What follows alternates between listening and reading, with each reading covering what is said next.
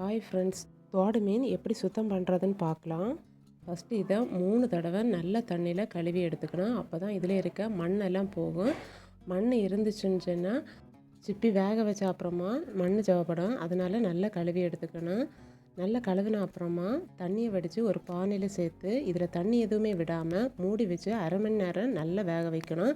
அரை மணி நேரத்துக்கு அப்புறமா மூடியை திறந்து சிப்பியை பார்க்கும்போது சிப்பி நல்ல வாய் திறந்துருக்கு. இப்போ அடுப்புலேருந்து இறக்கி ஒரு பாத்திரத்தில் ஆற வச்ச அப்புறமா தோடு உள்ளாடி இருக்கிற சதையை இதே மாதிரி இலக்கி எடுத்துக்கணும்.